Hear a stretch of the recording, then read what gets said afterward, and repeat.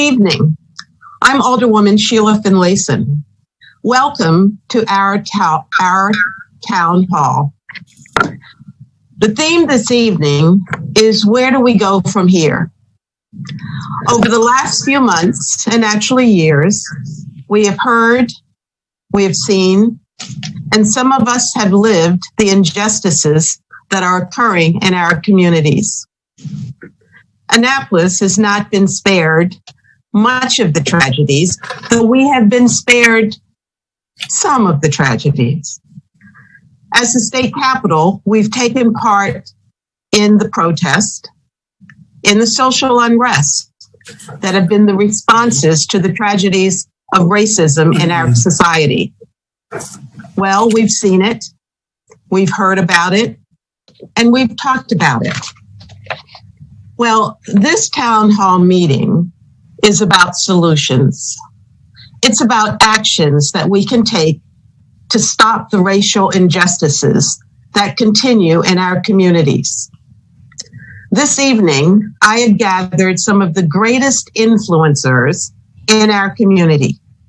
We want to hear their ideas on what needs to be done. And hopefully, by the end of our program, we will have some concrete ideas and solutions upon which we can build a foundation of social justice in our community. And we can't leave out the pandemic, which has struck the African American community at a much higher rate. So let me begin by introducing our guest. Of course, we have the leader of our city, Mayor Gavin Buckley. We have our Chief of Police, Chief Ed Jackson. We hope to have a youthful voice with us, Alderman Dewan Gay. To bring the Hispanic perspective, Alderman Mark Rodriguez. From the Caucus of African American Leaders, and a newly published author, I might add, Mr. Carl Snowden. From the NAACP, Mrs. Jackie Alsop.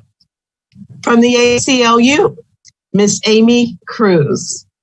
And from the Anne Arundel County Board of Education, Dr. George Arlotto. From the Community Action Agency, the CEO, Dr. Charlestine Fairley. And a leader in our community, a fraternity member of the Alpha Phi Alpha fraternity, and also the principal of Georgetown East Elementary School, Mr. Andre Dillard.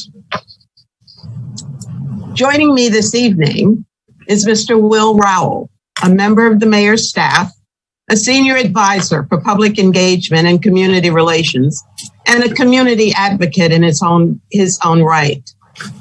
So let me start by asking Will to give us a little perspective by giving us some background on how we got here. Will? Thank you, Alderwoman, and thank you, esteemed panelists. I share your sentiment, Alderwoman Finlayson, with the panelists that we do have that can speak to several different sectors and how race and race equity enter those spaces. So I wanted to provide a little context. So if you all will bear with me, because I'm going to kind of paint a little bit of a picture that helps us kind of be able to digest a little where we are today contextually. So in many ancient civilizations, individuals with widely varying appearances became full members of that specific society by growing up within that society or adopting that society's cultural norms. And a key piece when speaking of cultural norms is understanding, again, that it's utterly contextual when we speak of norms.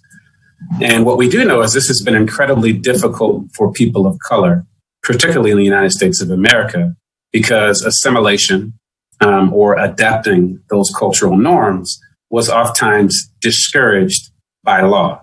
So there were policies that actually, it's a very clear distinction that there were policies, legislation, laws that were enacted specifically to prevent the assimilation of cultures and the assimilation of specific races or groups of people.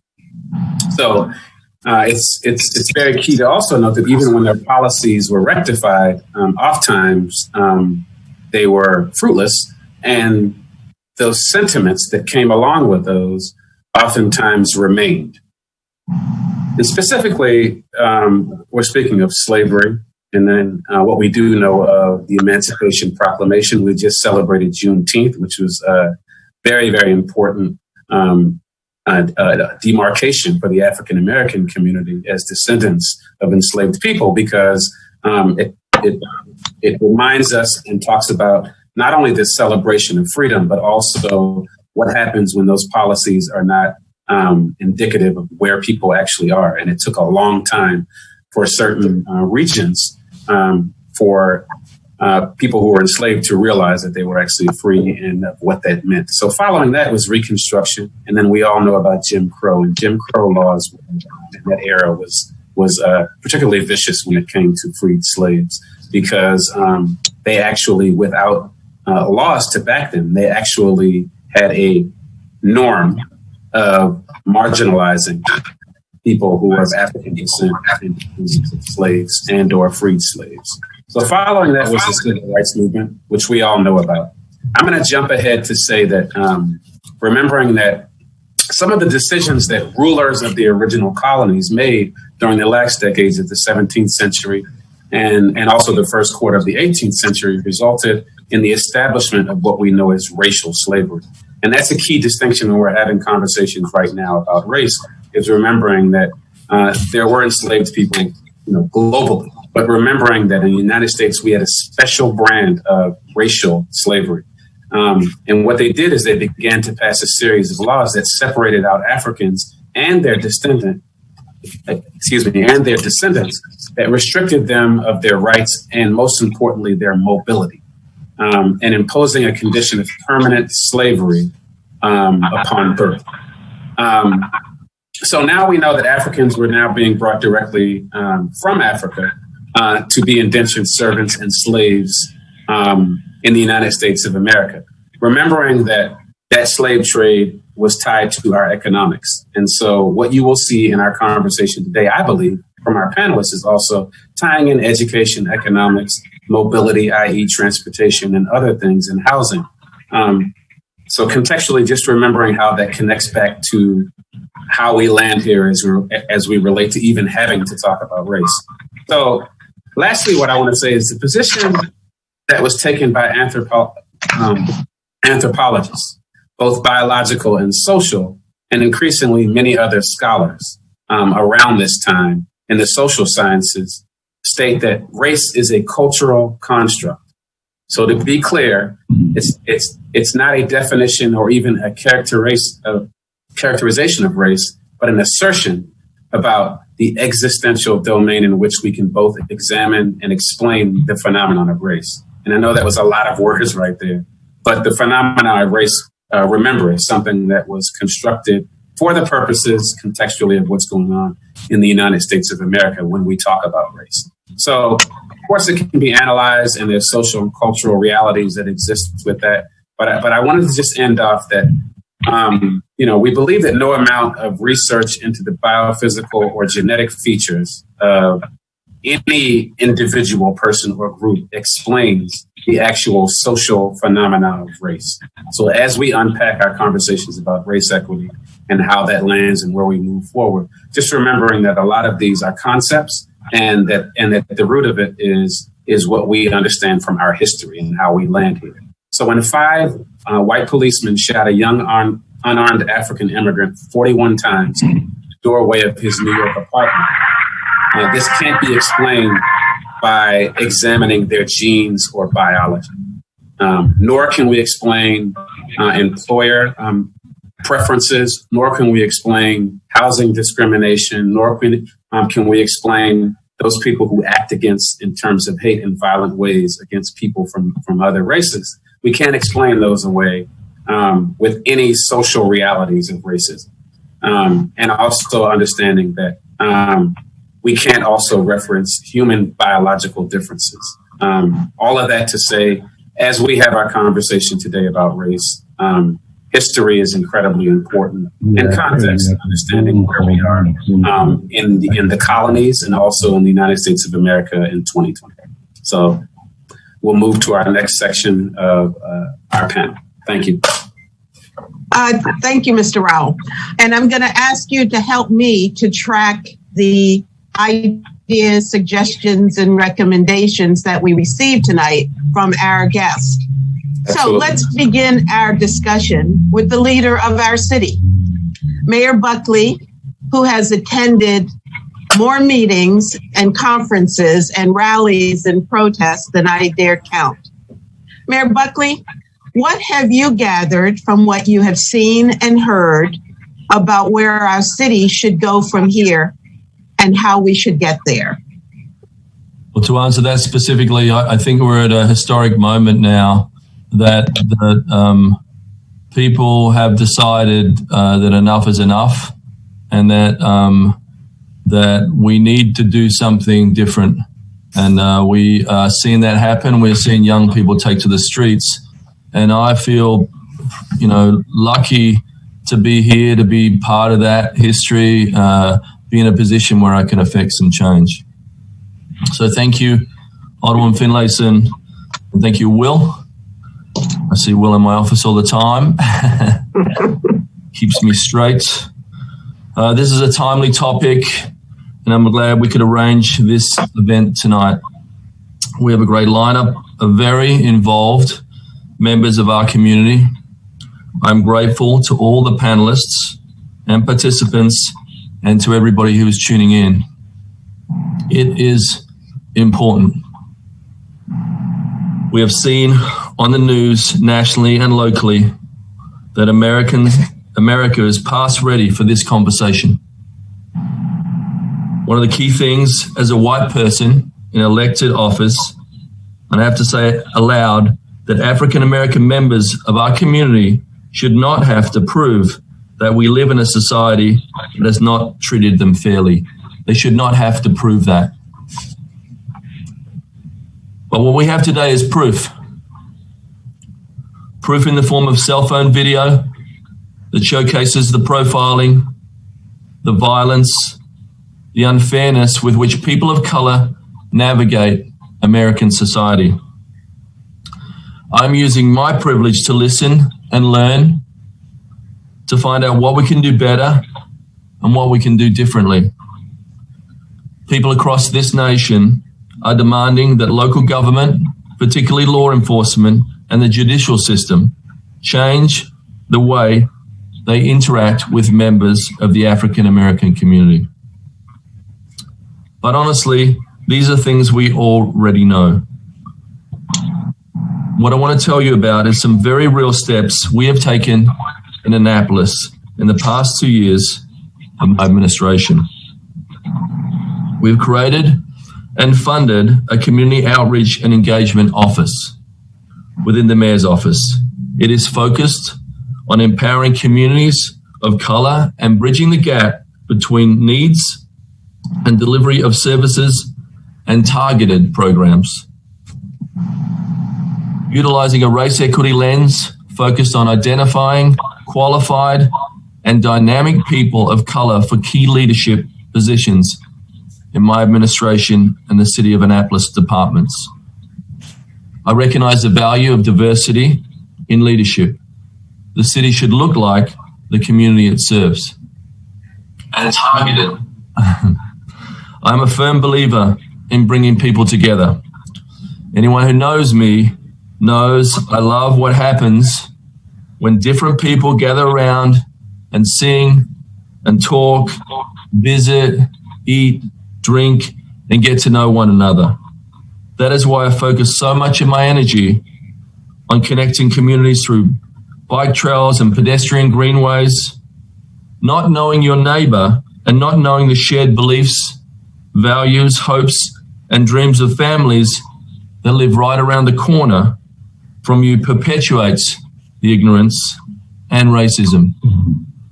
That is also why I'm working to create space for everyone to gather and feel welcome and respected, supported and valued to fully participate in our downtown, a downtown that belongs to all of us.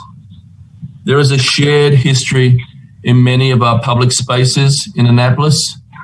We must acknowledge and rectify equitable access to all of those spaces.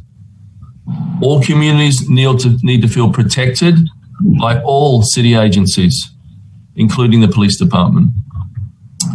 I have been committed to building community trust in the APD. To that end, we are hard at work developing a framework for a civilian review board that will provide a forum for Annapolitans to review complaints and to make recommendations for disciplinary action, with the goal of increasing transparency and accountability in law enforcement. We continue to identify ways to embed community policing into our APD practices. I am proud of the innovation programs that have come out of the Mayor's office that challenge the city's past investment in marginalized communities. We have planned, developed, implemented a variety of youth engagement activities, including drone pop-up camps, e-gaming camps, coding camps, sailing camps, cultural events, and activities designed to foster a deeper respect and appreciation of African American culture in Annapolis. We work with business owners to host Black business luncheons and Hispanic business breakfasts. And most of these programs we intentionally partnered with organizations and individuals from the African American and Latino communities right here in Annapolis. We supported and we will continue to financially support community-led efforts through grant programs and other funding streams.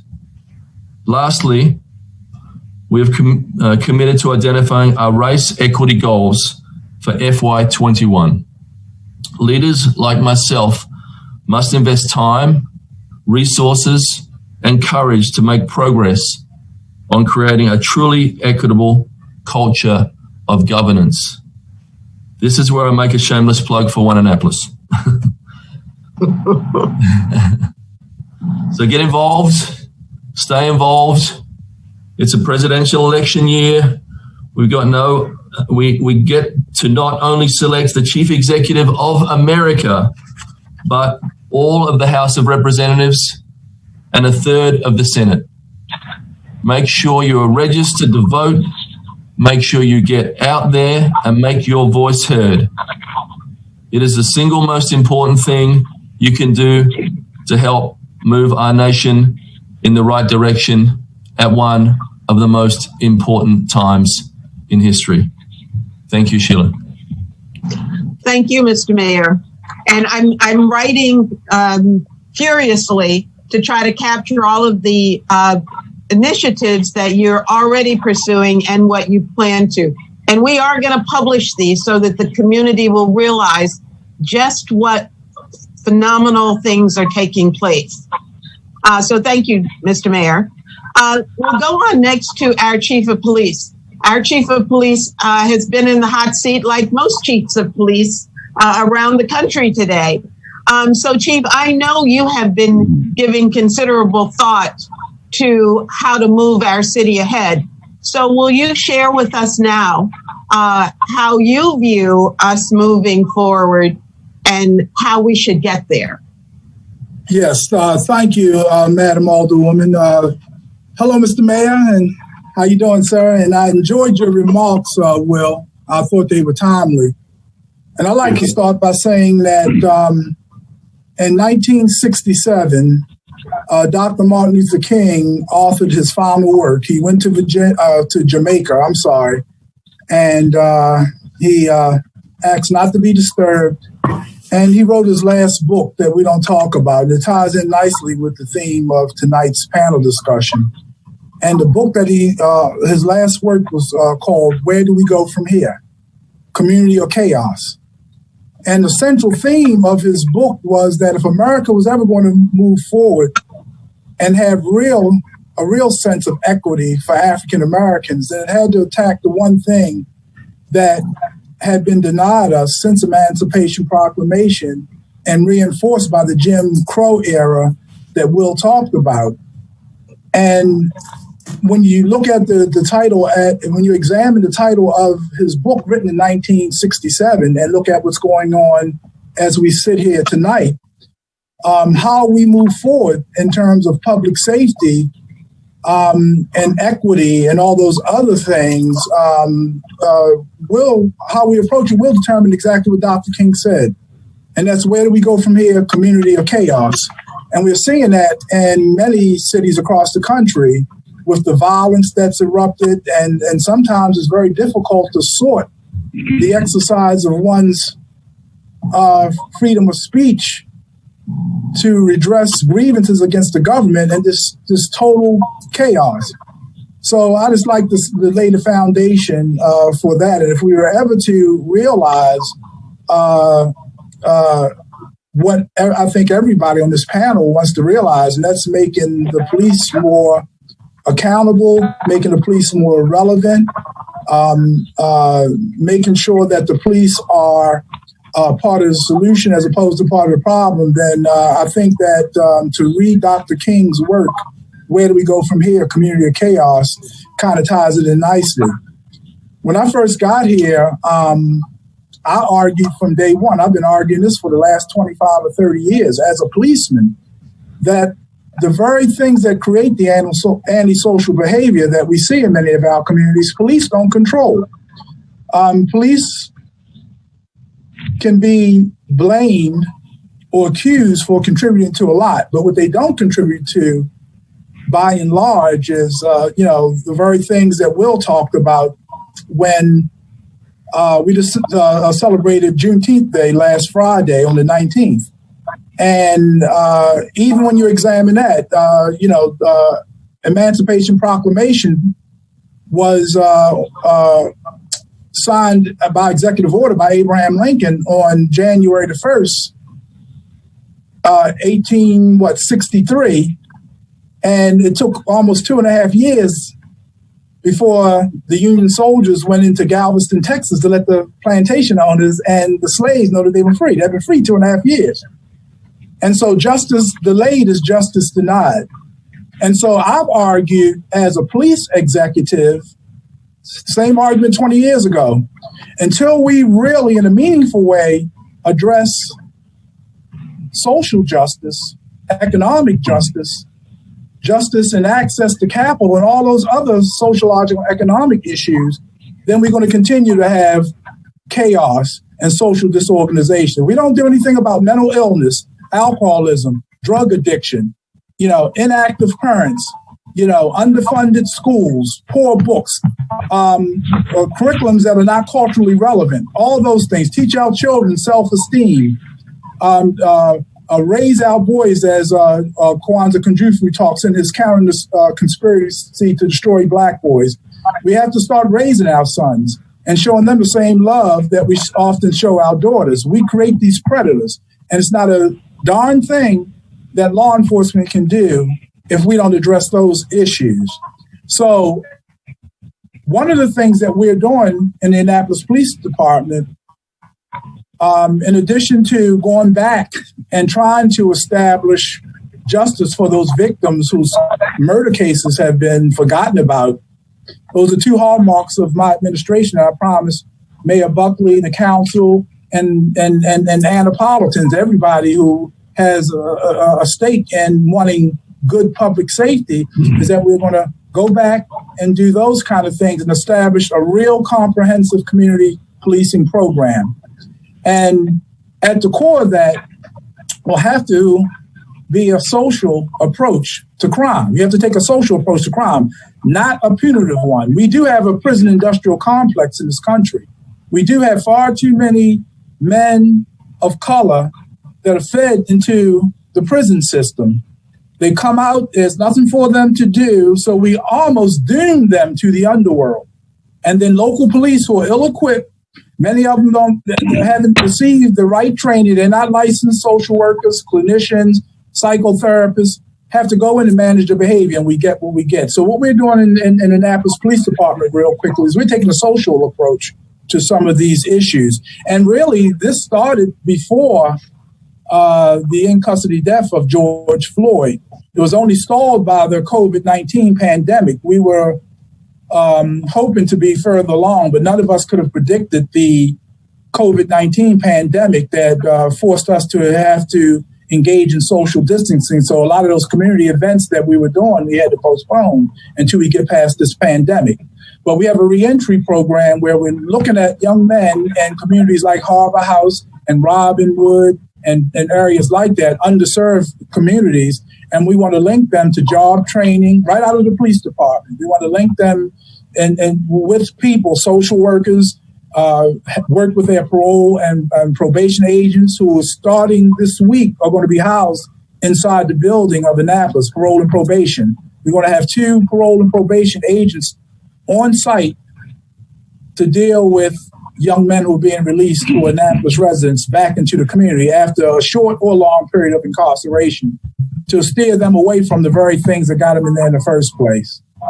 I'm in the process of looking at all the policies, especially the hot button policies, use of force, things like chokeholds and those kind of things, how we even approach deadly force. Again, demystifying and separating what's really a myth versus what's reality.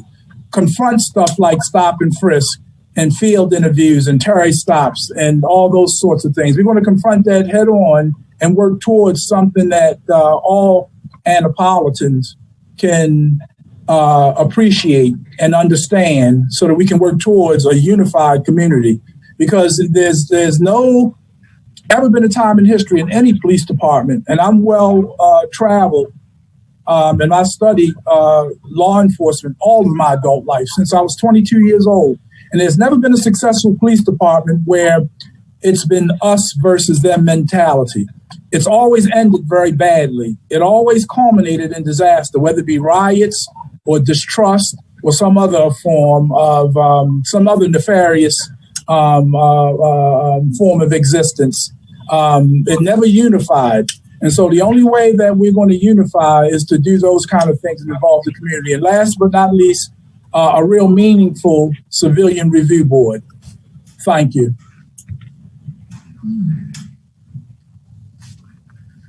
Thank you, Chief. I have to add that we as the City Council are moving in the direction of hiring a social worker. We've never had, well, at least not in the distant past, have we had a social worker as part of the staff administration in the city. I wrote a proposal for to be able to use funding coming in from COVID-19 monies to be able to hire a social worker so that we can address some of those very social issues that you just mentioned. We have Dr. Arlotto on with us who'll talk about the education piece, but there is the mental health piece, there is the job piece, there is the housing piece. We all know here that there are many underlying issues that lead to the criminal behavior and the disadvantages that some folks in our community have. And so you're absolutely right. We have got to get beyond, just policing in the traditional sense and be more of a service type organization at the same time. So thank you, Chief, for that. And we'll figure out where our social worker is going to go. We haven't made that decision yet, but he or she is on his or her way. Let me go to Carl next. Carl, you have had your finger on the pulse of what's going on in the city of Annapolis, I say for probably more than 50 years. Not to tell your age, but for more than 50 years. You have been in the forefront of many protests from the time you were a very young man, fighting injustices in our community. So let me ask you the question next. Where do we go from here? And how do you think we get there? Well, first of all, Sheila, thank you and thank all of the participants who have been part of this discussion. I particularly appreciate Will's trying to put into historical perspective where we are, and the Chief's announcement or analysis of Dr. King's where do we go from here. It's interesting that we use that as a topic because those who know history will see history repeating itself. Mm-hmm. In 1968, when Dr. King was assassinated, there were two phenomena that were going on at the same time. And history is repeating itself even as we speak at this moment. The first phenomenon was the fact that there were these rebellions and demonstrations and riots going on all over America simultaneously. And at the same time, there was a presidential election going on in 1968. Fast forward to 2020, we have massive demonstrations going on even as we speak. There are people at the White House who are demonstrating, raising issues of justice. And we have a presidential election that the mayor alluded to earlier that's coming up. So these two phenomena, I believe, requires us to do several things. One, before I get into the specific,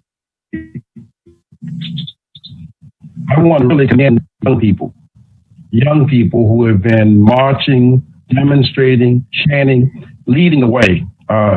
Historically, in Annapolis and Anne Arundel County, we've seen more demonstrations by young people than ever in the history of this county or this city. The city of Annapolis was founded, as we know, in 1649. 1708 was when it's got its charter. And the first African that we know of, one of the first Africans to arrive, was Kunta Kinte in 1767. And when we look at the history of Annapolis, it's an interesting city. It elected the first African-American official in the state of Maryland. 8 years after the Civil War ended, we had our first African-American police officer in 1960, almost 100 years after the Civil War had ended. So the progress that we've made along the way have been one based on struggle. You cannot show me a single advancement in Anne Arundel County or the city of Annapolis that happened by itself. Did not happen by happenstance. It did not happen by accident. It was because there were men and women who were committed to making our city, our county, and our nation better. So I think, from my experiences, what we really need is an agenda that's very clear. There are things that America can do and should do, and the chief is absolutely correct about that. I want to focus on what Annapolis can do. There are things that the citizens of Annapolis expect of its government, and it's things that the government can deliver if it has the will to do it. We mentioned the Community Civilian Review Board, which I applaud the mayor and others who advocated Community Civilian Review Board because it is about transparency, accountability, etc. But let us be very clear for the people that's watching. There are all kinds of Community Civilian Review Boards. What we want is a Community Civilian Review Board that is effective, that has the kind of power and authority that will make it an effective organization. And I know the mayor has designated Will Rowell to sort of spearhead that and put together some recommendations. And I'm very confident that if the right people are selected, we can put together an effective civilian review board. But there are other things that the city council can and should do. One of them that the caucus is advocating is that 2.5 years ago, when members of the city council was running for election, the majority of them signed a pledge to create an anti-violence ordinance similar to what happened in what was created in Oakland, California. It works. We know that when you put resources into any community that is designed to reduce violence, it works. The city council should pass this anti-ordinance. It was once introduced by Alderwoman Rhonda Pennell Charles, and they withdrew because of the lack of money. Well, I have served on the city council, understand how priorities work.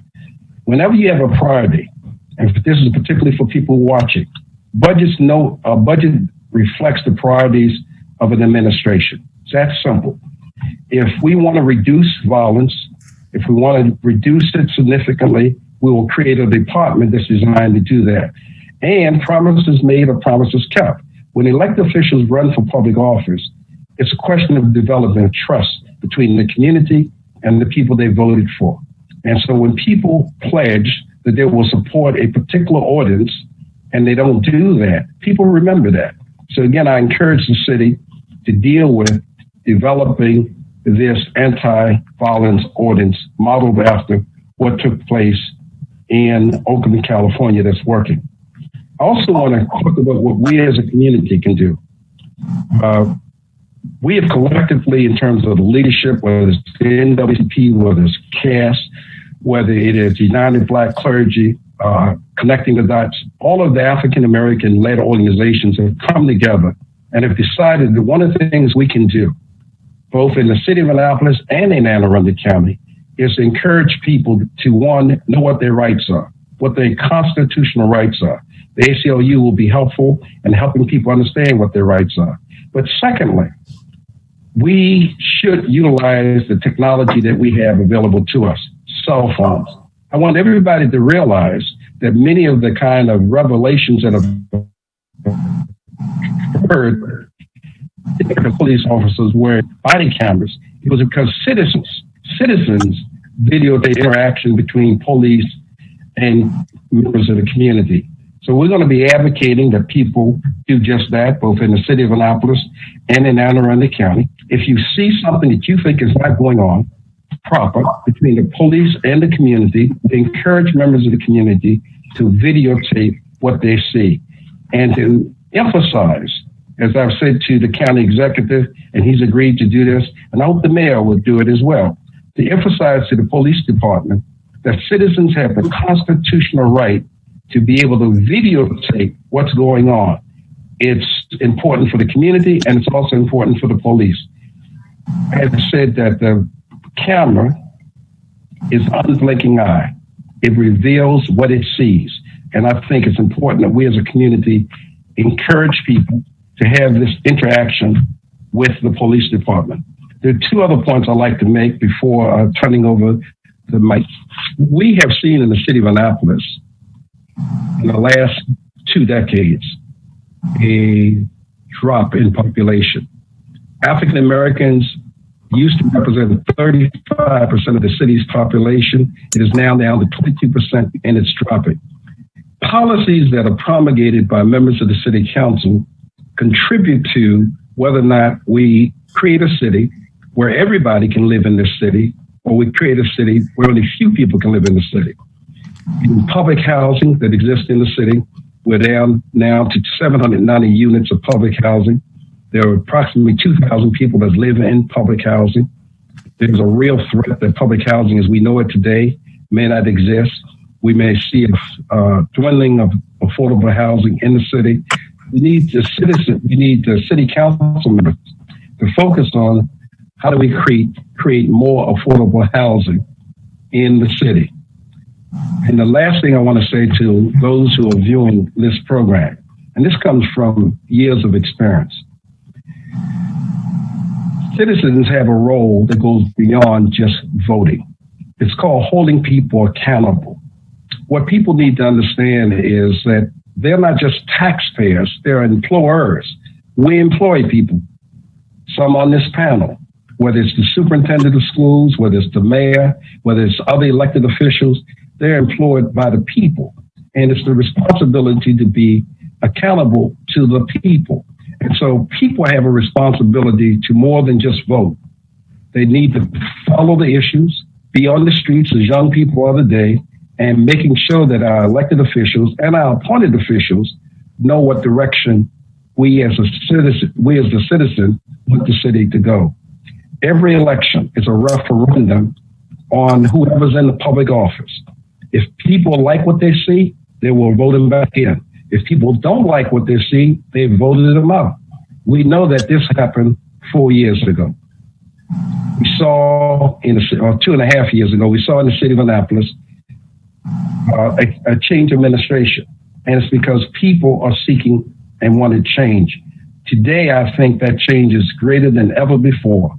People want to see systemic, fundamental change. And to that end, the caucus and other groups are supporting efforts to bring about this systemic change. So again, thank you for the opportunity to participate and to hear the views of others. Thank you, Carl. Jackie, I know that you work very closely with the Caucus of African American Leaders. And at the same time, I'm sure that your national and local organizations have ideas and strategies for dealing with racism. Where do you see the city going from here? And how do you think we are going to get there? Well, thank you, Alderwoman Finlayson, and thank for inviting me to be a part of this panel. First, let me say that from the unjust killings of innocent African Americans to the second wave of global health pandemic, Black people have been attacked on all fronts. But with each attack on our lives, we know we have to fight back twice as hard. For generations, parents of Black children have had to wrestle with when and how to talk to their children about racism. But this moment is a particularly urgent one. How we raise our children is vital. We must communicate the challenges in our world around racism. As a result, those children will grow up into adults to treat or to mistreat a group of people. With the police killings of George Floyd, Rayshard Brooks, and others streamed online, and protesters falling in the streets, which our children are watching, parents of Black children are confronting the talk about racism earlier than they otherwise might have. Start first with all people deserve respect and dignity. We have and continue to experience generational extremes of racism accompanied with the lack of accountability. Consequently, it is this that breeds the outrage, fear, and frustration, which have recently led to protests in our city. Even if we don't know the means and strategies to stop the injustices, we must first start with arresting any individual that commit a crime, including police officers. All people who use their status to kill or mistreat people of color should have the same ramifications of any other person committing a crime despite their occupation. Importantly, that would certainly send a message that we don't undervalue the lives of Black people and excessive force is intolerable. It is evident that the police cannot police themselves. And we've heard this evening that the city is looking to initiate a civilian oversight board, which is necessary to ensure an appropriate and fair punishment. As it was stated by others, this board, as I think it was Carl who stated, that there are different types of board, and we need to have one with authority. If I'm honest, I don't know what the end all would be for an immediate remedy, but I do know that awareness of the discriminatory practices that has been happening in our city speaks loudly. We, as the NAACP, will continue to fight for the rights of the citizens here in Anne Arundel County and the city of Annapolis. Thank you, Sheila. Thank you, Jackie. Ms. Cruz, we know that the American Civil Liberties Union has a history of representing those who are underserved. What does your organization say about where we should go from here and how we should get there? Sure. Thank you, Alderwoman Finlayson and the rest of the esteemed panel for having this conversation. While I am by no means a leader and I am not individually directly impacted by a lot of the racial discrimination and racism that we're discussing today, I am happy to be here to talk a little bit about the ACLU's work in the area of policing, as well as a couple other initiatives that I think might help guide us think about where we can go from here. So just as a short introduction, my name is Amy Cruz, and I work for the ACLU of Maryland. We're a civil rights nonprofit organization. We're based in Baltimore, but we do cover the entire state of Maryland. We work through litigation, legislation, and all kinds of advocacy towards racial justice and both civil rights and civil liberties. I work for the legal department, and a few of the things that I've done at the ACLU include working on large-scale litigation, a lot of police cases, a couple of large cases in Baltimore against the Baltimore police. In those cases, I was both the investigator and worked with the clients closely throughout the duration of the litigation. I'm also the director of our Know Your Rights program and our election protection campaign. And then, as many of you on the panel know, but for our listeners, I am a member of the Baltimore Civilian Review Board, which has a non-voting spot for the ACLU and for the NAACP. And so I have for years now participated in the Baltimore Civilian Review Board. And I'm also a resident of Eastport, which I think is why I'm here with you today. I do want to share I'm going to start with the more concrete and the ACLU policing kind of recommendations or action items for where we can go from here. And then I do want to touch a little bit on some accountability issues, which I know a couple of the panelists already spoke on. And then I feel like one thing I'd like to share in this conversation is a little bit about race equity work. So I will start with the policing work. As I said, I work for the legal department, but we see this moment as and I'll talk about this more in a bit, but we are in a moment where we can't compromise anymore on some of the legislative reforms that we need at the statewide level.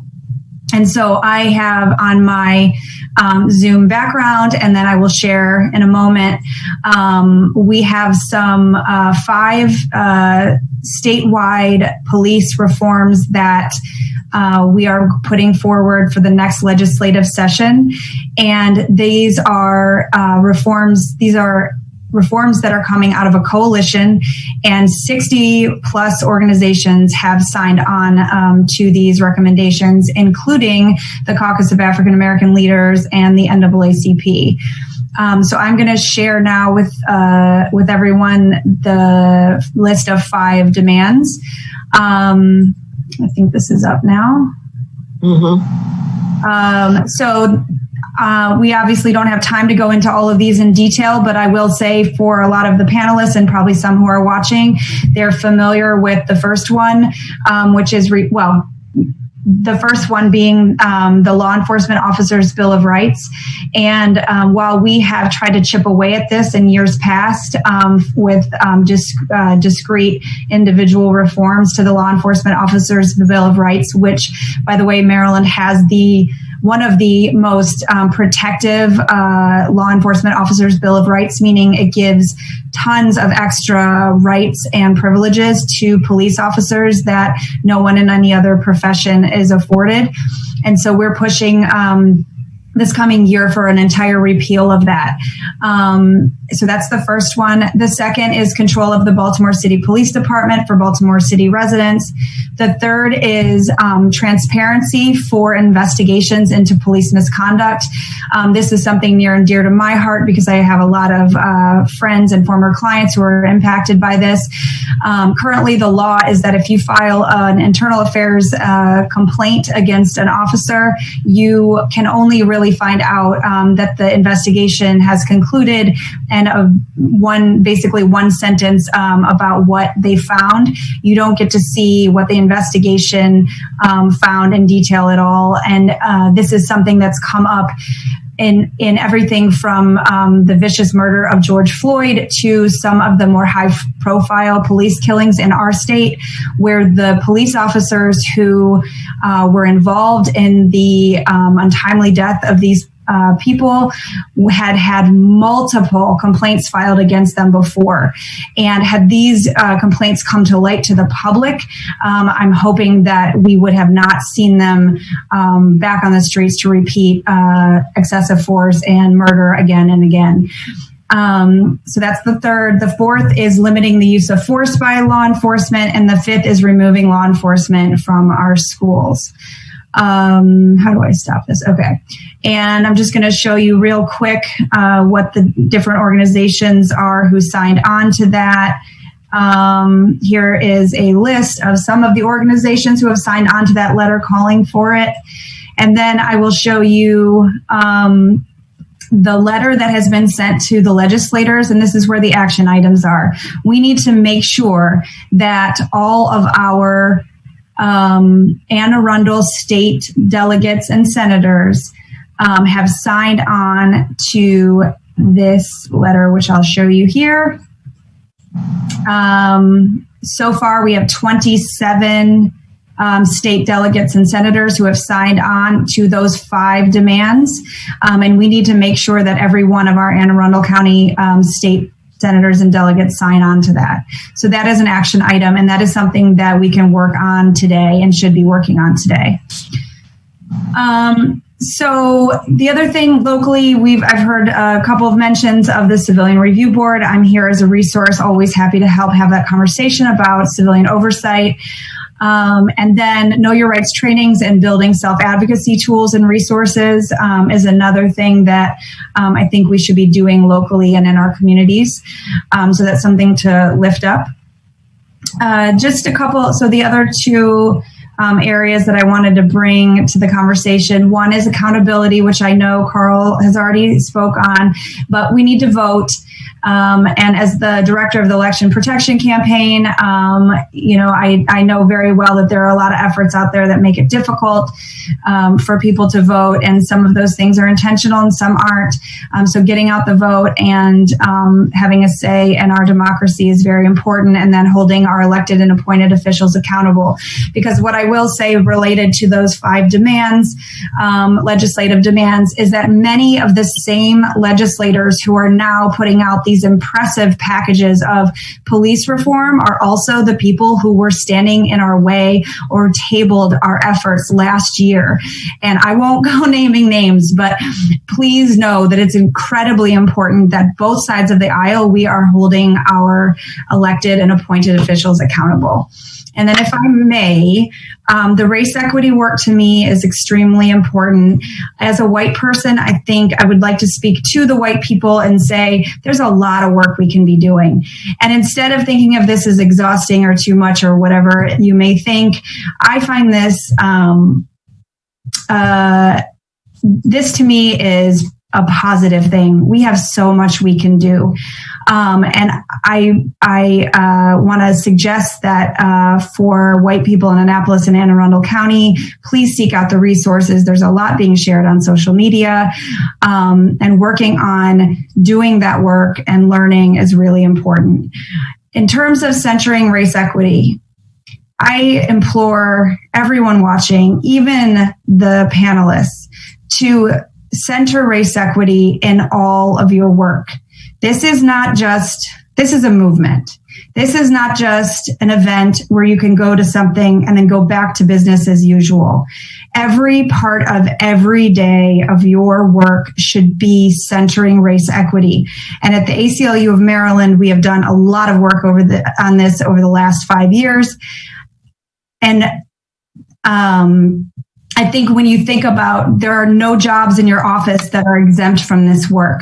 So how you talk to people, who you talk to, the language that you use, where you show up, where you don't show up, all of these things can be looked at from a race equity lens. And we should be thinking about asking the question, everything that we do, is this advancing race equity or not? If it is not, then it's taking away from something that could be advancing race equity. So I know we don't have a lot of time to go through all of this, but I'm always here to talk about any number of the things that I brought up today. And I'm excited to be part of this conversation and really hope, as many young people and others have been expressing, that we don't go back to the way things were, that this is a movement, that we don't compromise, and that we really start to listen more and to start change more. And we all have a lot of work to do. Thank you. Thank you, Amy. You've given us a lot to think about. And I might add that we are going to post the handouts that you have, and everyone's contact information will be given at the end of the presentation so that those who are watching may be able to contact you. So thank you. Our community, our Annapolis community, is very diverse. And the issues that plague some of us plague a variety of groups within our city. And so, Alderman Rodriguez, can you share with us the impact on the Hispanic community and where the Hispanic community thinks we should be going from here and how we should be getting there? Hey, thank you, Alderwoman Finlayson, and thank you to all the panelists and people listening. I'm Alderman Mark Rodriguez representing Ward 5 here in the city of Annapolis.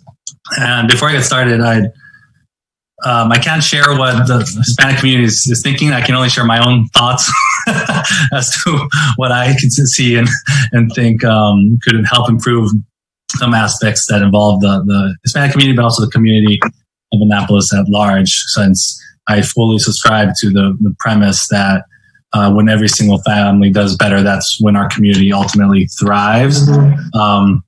And so I first would just like to start out with just a brief reflection that I shared at a prior council meeting on the death of George Floyd and Breonna Taylor and too many others, and then kind of lead into some of the decision-making processes that I've tried to put in place in the last couple years and a half with through the lens of race equity and equity, what that means, and then give some examples of what we've done and I think some examples of what we should be doing also going forward.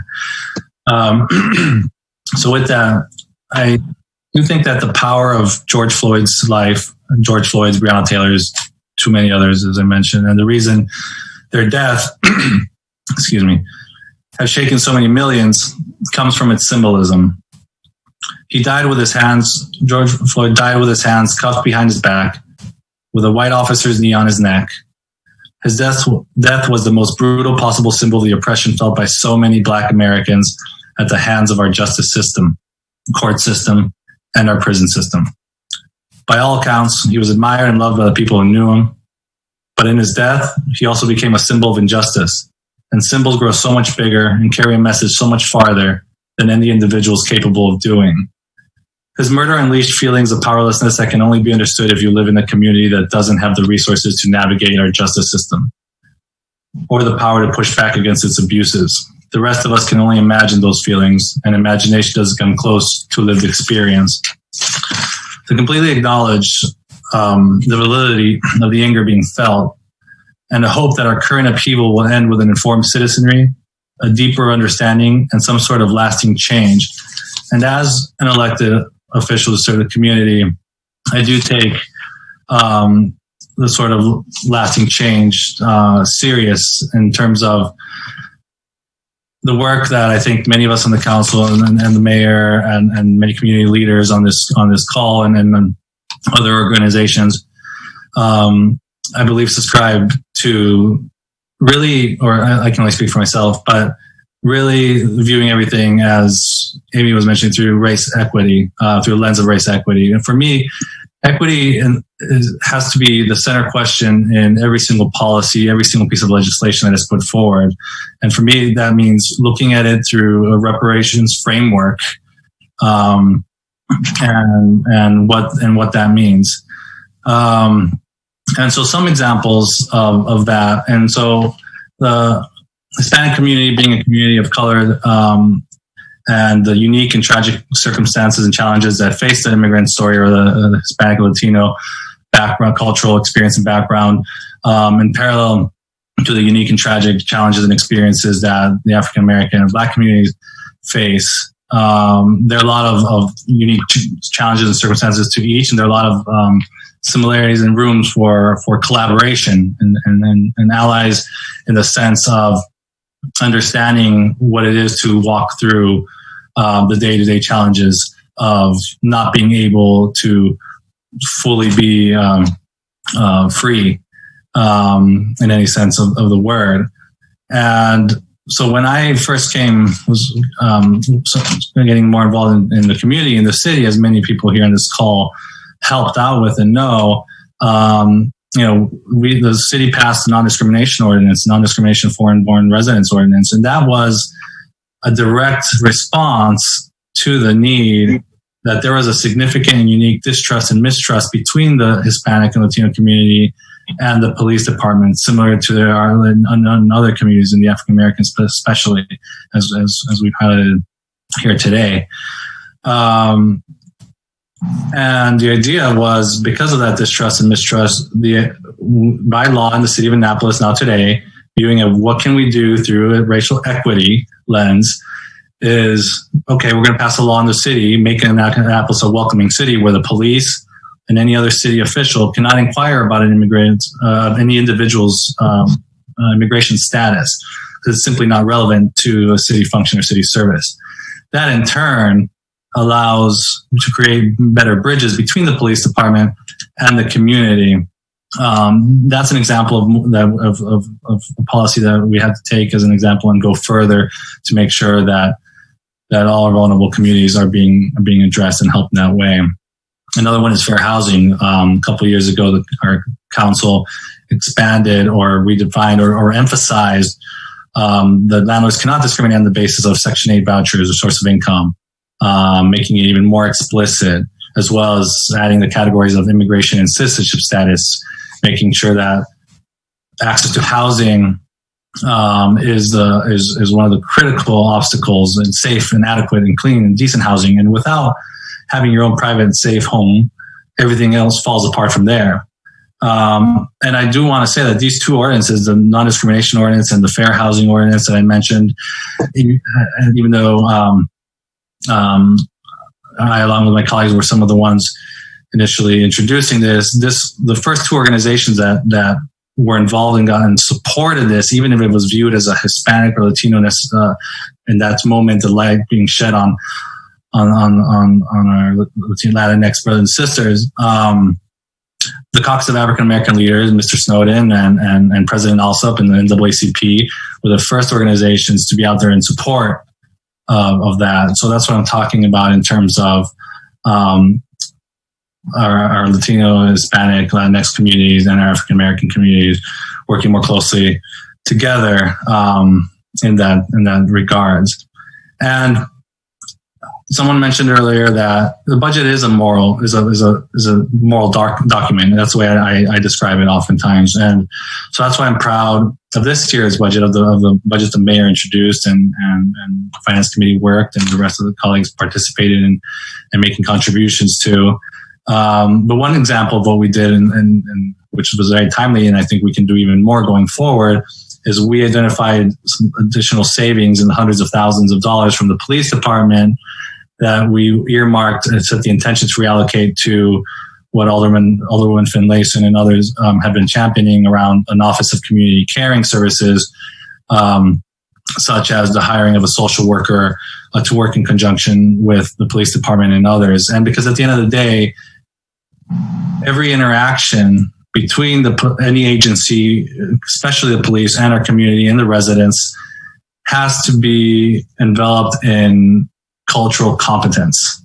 and whether that requires sometimes an outside resource akin to the police force or someone else is extremely important, so that we make sure that everyone remains safe as possible, and it's a matter of de-escalation because there's greater understanding of that, again, that cultural competence. And another thing that we're doing and that we've done and focused on is addressing, again, as I mentioned, the housing in general. I'm honored to have been one of the leaders in getting the city to start inspecting and licensing public housing units after decades of them being ignored. This is the first administration to actually do that in a real way with a real plan and actually get things done. So, and then we've tightened the MPDUs to remove the loophole from that to have more moderately priced dwelling units. Alderman Gay and Alderman Savage and others, and I plan on being a co-sponsor of this as well, we've introduced legislation around a rent freeze or rent control to assist in these times. I mean, there's a lot of things, for example, like we did last year, where we extended the operating hours around Pip Moyer Center, because on the weekends prior to this administration, they were closing at 6 p.m. on Friday, Saturday, and Sunday, when everyone knows that we should extend the hours into the late night for our community centers and athletic programs and so forth for our youth to have better and more facilities to access. And so in Annapolis specifically so it's combining the racial inequities and challenges that too many people have to go through day to day in Annapolis and across the nation. Combine that with a pandemic today, and as we know the data at the state level, and the majority of the people being tested positive for COVID-19 are African American at the state level, and at the city level with 21401 and 204 are 3 area codes that include city and part of the county in that area, and those that developed that area code. There's been 810 total confirmed positive cases in this region, in our city, and 21401 and 21403 area codes. Out of the 810, 395 are from the Hispanic community, 78 from the African American community, 62 from the white community, and 200 odd from unknown or missing data, which implies that there's over 50% in Annapolis of the cases being tested positive are Hispanic, and then next the African American community. So we have unique challenges in those regards as well. And so, as Amy and others said, if we continue to push forward and be in a proactive way, making sure that that COVID money that the city is getting is targeted, and there's been great ideas put out there for that, including Laura Gutierrez from the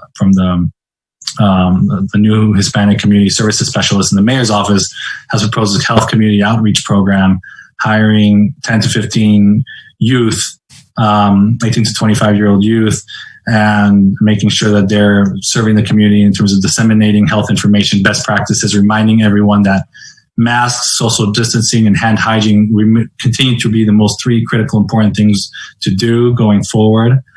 And so you're developing workforce skills, you're putting money into pockets, and you're getting the information out there, because part of equity is making sure that the information is reaching everyone in the community, not only some, and giving the means to those who otherwise can't obtain some of the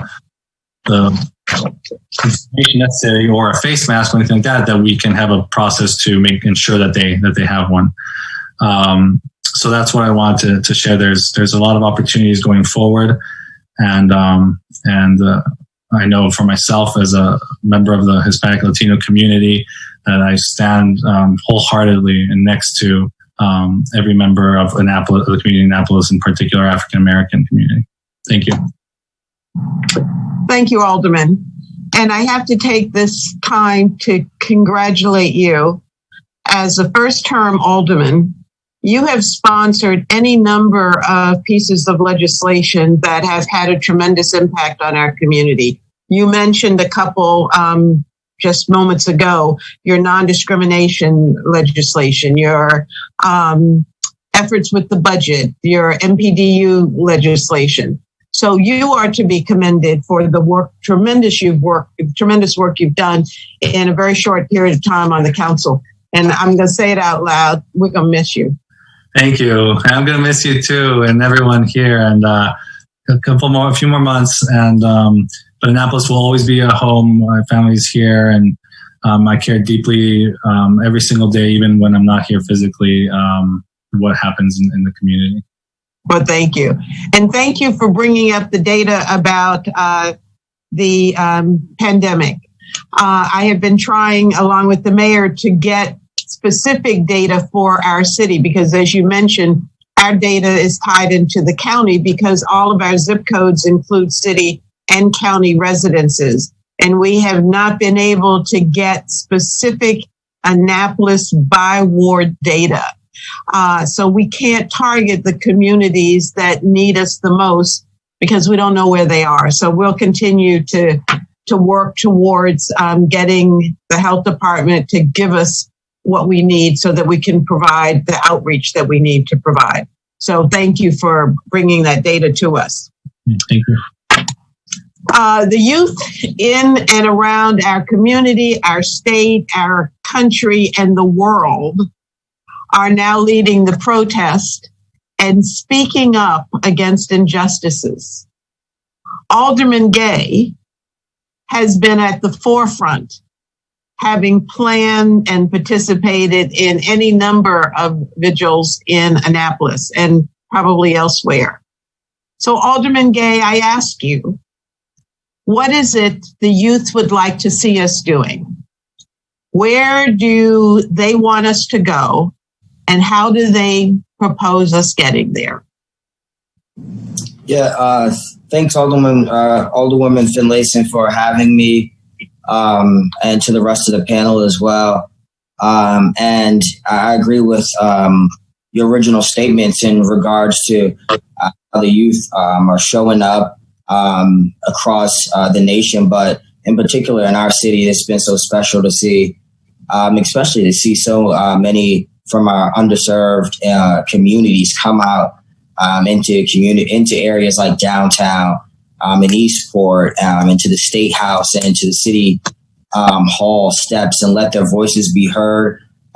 Most of, for the first time, this is their first time engaging or getting involved in any sort of civil unrest, as you would call it, or protests and things like that.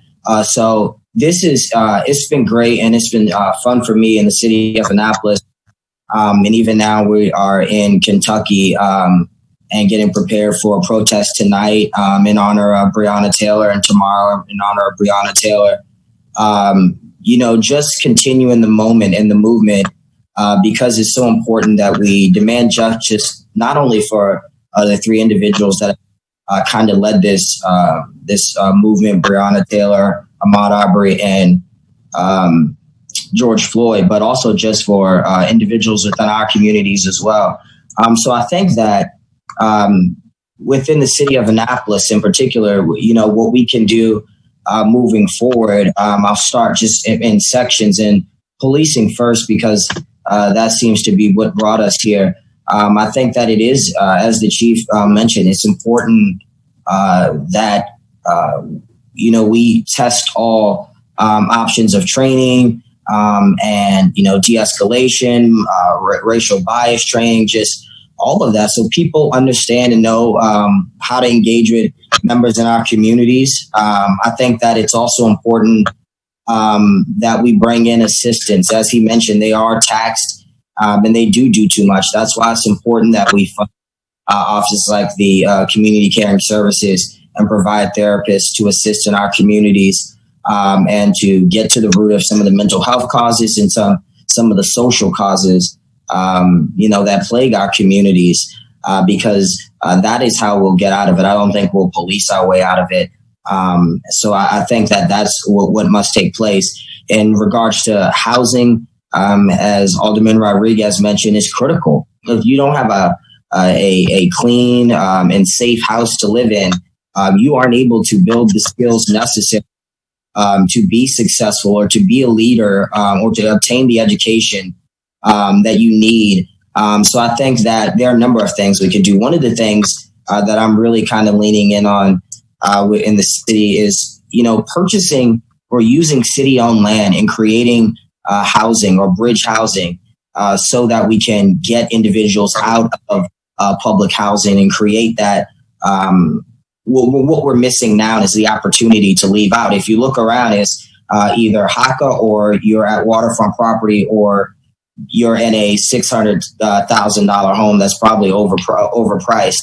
And there are no options. So we have to start getting creative. We can look at the Homeowners Assistance Trust Fund in the city of Annapolis, which after some taxes are taken out at the end of this fiscal year, we'll have about $600,000 available to us. We can look at using that funding to create down payments or to create TIF plans with state partners and using county partnership and funding to create city-owned or government-owned housing within city limits that can help supply the housing need that we talk about within the city of Annapolis.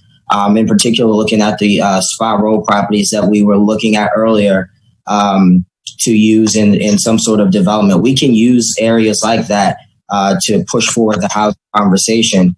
I think that, as mentioned, also it's critical that we start to provide jobs and resources to our communities to kind of get out of these slumps. And in order to do that, I think that it takes our council and members of the Annapolis City Employment to bring new business to the city, bring business that will last.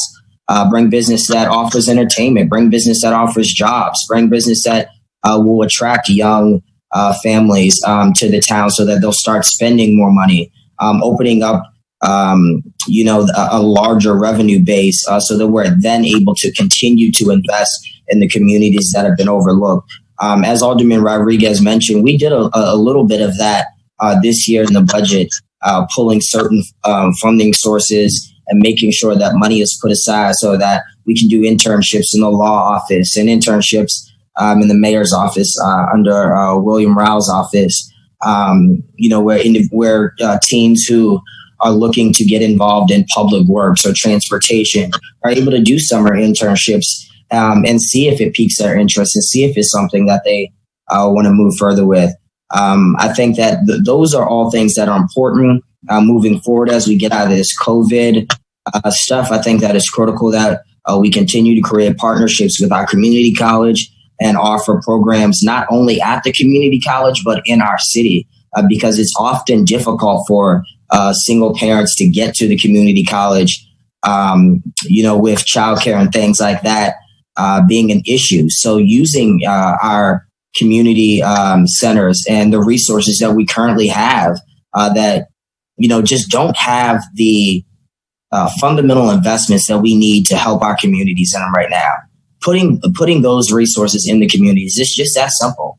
I mean, it gets frustrating because we say the same thing over and over, but that's what it takes if we really want to see all of us make it out on the other side of this, all of us, including Hispanic and Latino communities, as Alderman Rodriguez mentioned, because we go through the same thing. We're discriminated against in the same lens. We share some of the same impoverished neighborhoods. So we're in this together. And I think that, putting resources together, working with our county partners, our state partners, and our federal partners, we can really get this done. Thank you, Alderman. And I am sure with you at the helm, we're going to get these things done. So thank you. Dr. Fairley, you represent an organization that has had its finger on the pulse of the needs of the African American community for many, many, many years. But the problems still exist, and I think the number of people in need continues to grow.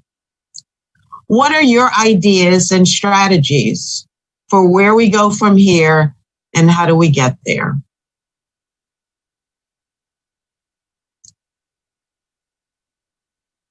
Dr.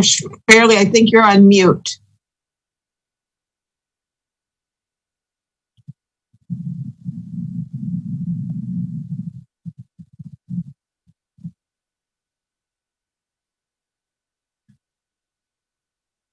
Can you hear me now? Yes. Okay, thank you.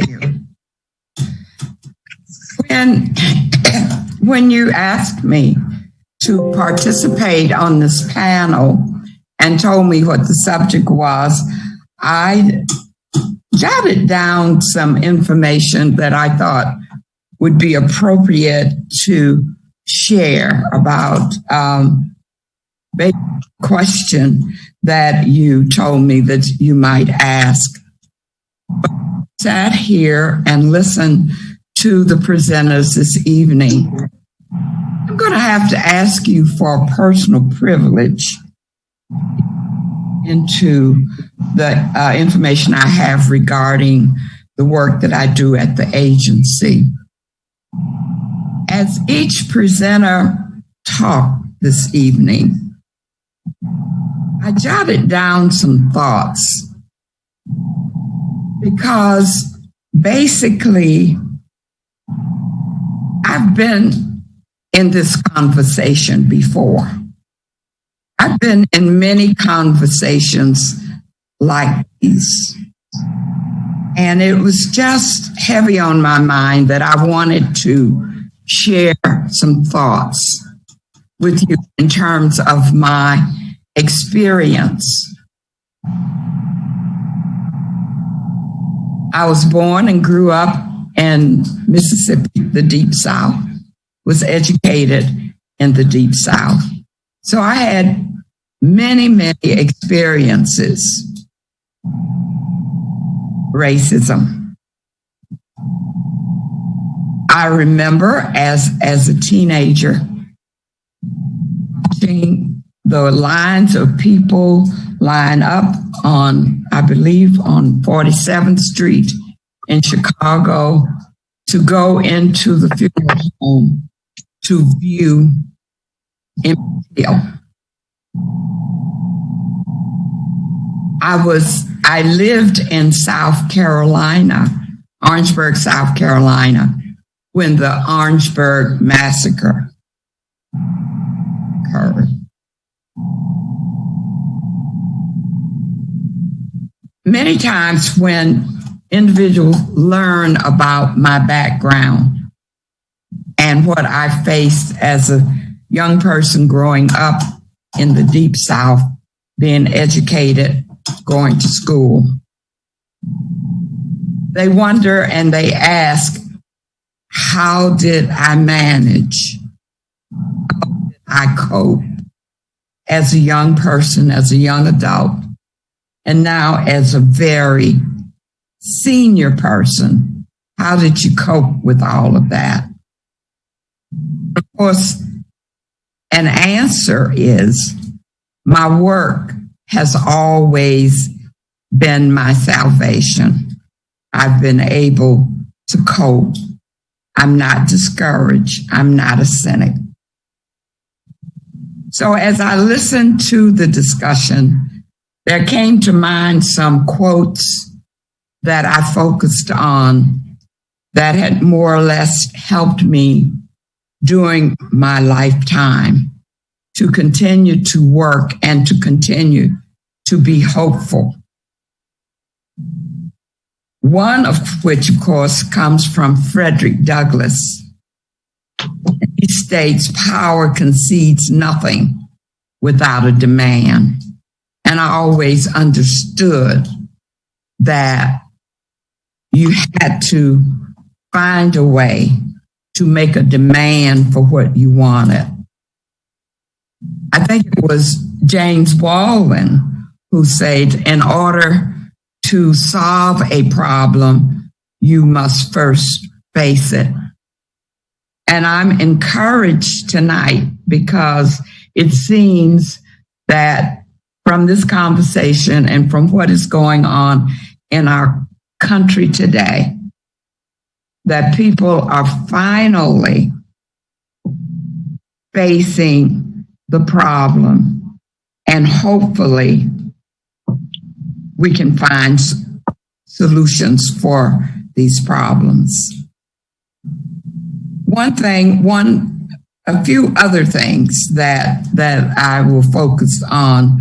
I can remember during the height of integration, or during the time before Brown versus Topeka was passed, and there was a lot of discussion about the legislation and the laws.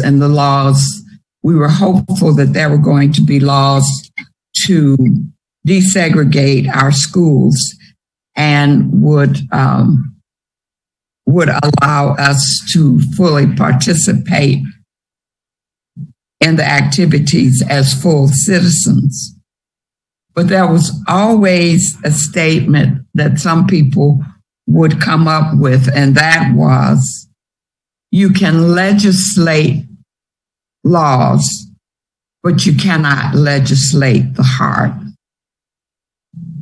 And at the time, I just did not really understand that. But having lived all of these years with the law, with the civil rights law, with the integration, with all the laws that support our full integration into society, I do think that in itself is a truism, that we have laws, but what we have not had the opportunity to legislate the heart.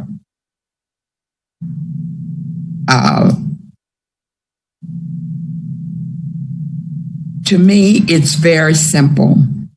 Most world religions have some form of the golden rule, and that is, do unto others as you wish them to do unto you. And I think that's to me, that is very simple. That if people understood that they should treat other people the way they wish to be treated, we could go a long way. And there are other things that I could say. At this point in my life where I am, I'm not discouraged. I think that we're going to make it to that mountaintop that Dr. Martin Luther King talked about, the promised land. So I'd just like to say I wanted to share that because I didn't feel that I could go into some of my conversation that I had planned, or some of what I had to say about the work that I do at the Community Action Agency. At this point, most of you know that this work for me is a second career. I'm an educator, and I've been an educator for 50 years. And so now I am working in an agency, a private nonprofit, whose mission is to empower people in reducing poverty and building resilient communities. And I'm privileged at this time in my life to have this work to do. As I mentioned before, work has always been my salvation, because I just don't know what I would do. 2020, the year 2020, and we are still facing some of the problems that we're facing dealing with racism. And I have 2 grandsons. And I pray and worry every day, and I have prayed and worried every day since each of them received a driver's license. Remain hopeful. And I know that we must keep moving, continue to work together, must not get weary. So I'll just tell you a little bit about what I do. Hope I haven't taken too much of your time, Sheila. No, you're good. a little bit of what I do at the Community Action Agency, of how we're doing, how we're coping, and the work with the pandemic, as well as some other issues of poverty. First of all, the Community Action Agency has been in existence for more than 55 years now. It is the designated anti-poverty program in the county. And as such, we do receive CSBG funding. Once the pandemic occurred, we were eligible for additional funds to help our clients get through this. As a result, we had to write an addendum to our needs assessment, which we did. And once we completed that addendum and submitted it, there were 3 areas that more or less emerged that I thought that we needed to work through or work with during the pandemic and afterwards. These 3 areas was youth development. We needed to do something in social justice, and we needed to do something in health, something that dealt with health equity. So we now have a comprehensive program in youth development services. We've always had youth services, but it dealt mostly with counseling and therapy and mental health. This program will be one that will deal with education and prevention to address the whole youth rather than just one aspect, that one aspect being mental health. Of social justice, and I wish I had known. I would have talked with the police chief about his program, about, I imagine, the city's program in reentry program, because we have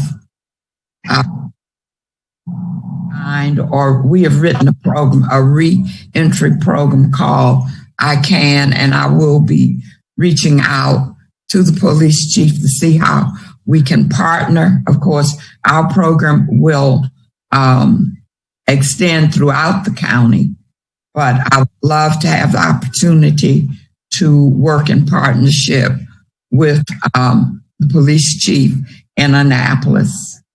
The area that we've designed a program for is the health program, and we'd called it the Office of Health Equity, only to find out, learn that the health department now has Office of Health Equity. So I think we're going to probably call our program Health Promotion and Prevention.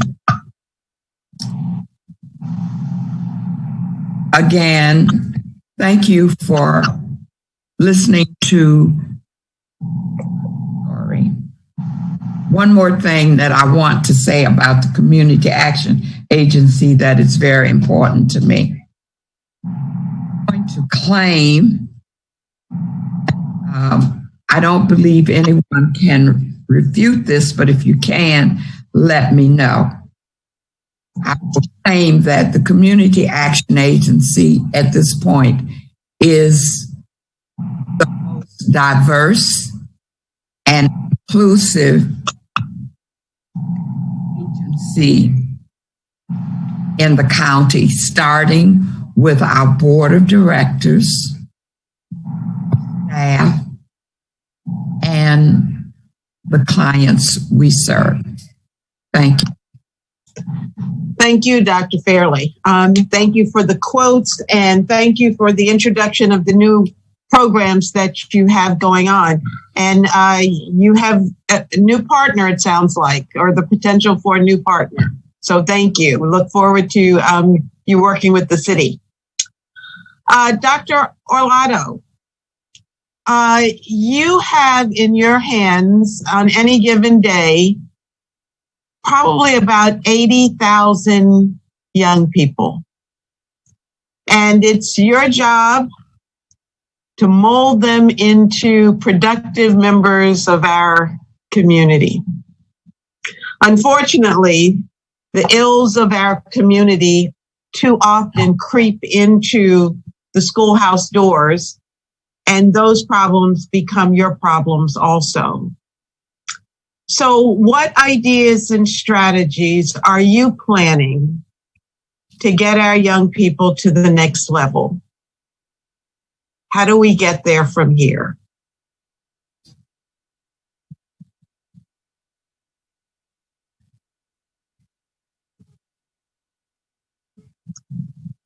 Dr. Arlotto, are you on mute?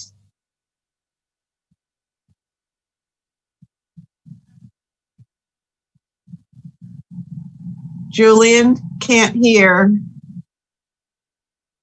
He's not on mute.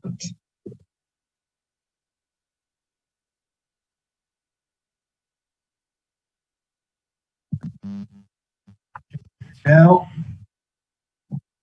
no, now we can't hear. Now we can hear. Okay, we can hear you. All right. So thank you. Now that my microphone's working. So again, thank you, Alderwoman Finlayson. I'm very appreciative of the invitation, and certainly this esteemed group each of are a difficult group to follow this late in the evening, and each has been incredibly informative and committed. So thank you. It begins with. Let me change my screen here. It begins with, as others have mentioned, and was so eloquently stated by Dr. Fairley, that we must face the problem. We must recognize the long-standing systemic issues that exist in all aspects of our community and society, and then talk openly and collaboratively about how we can dismantle those barriers.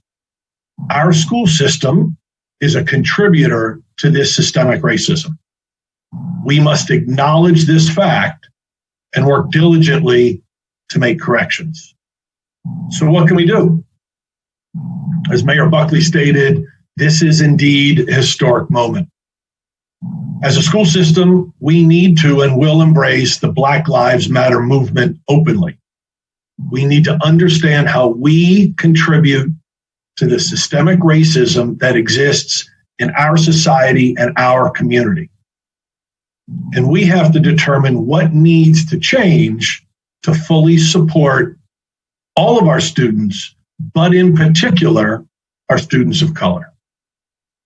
We talk about all means all, but all can't mean all unless we are reaching and appropriately teaching all of our students. Since the beginning, the society in which we live has developed and thrived on white privilege, as has been mentioned by many of the speakers this evening, so expansive that many can't see it, much less understand the impact, particularly for those of us that have not had those lived experiences as was introduced throughout the evening. The fact that over centuries of education, we have whitewashed the history and contributions of African Americans. We must do better. I must do better as the leader of this school system. We will be reevaluating the curriculum and collaborating with community partners to ensure that the complete national and local history is told. Today, in fact, our executive team, my executive team, embarked on a book study of Robin DiAngelo's work, White Fragility. That began this morning at 9 a.m. These are difficult conversations. They are incredibly necessary because they will give us a broader lens that will help us all, that will help all of our students.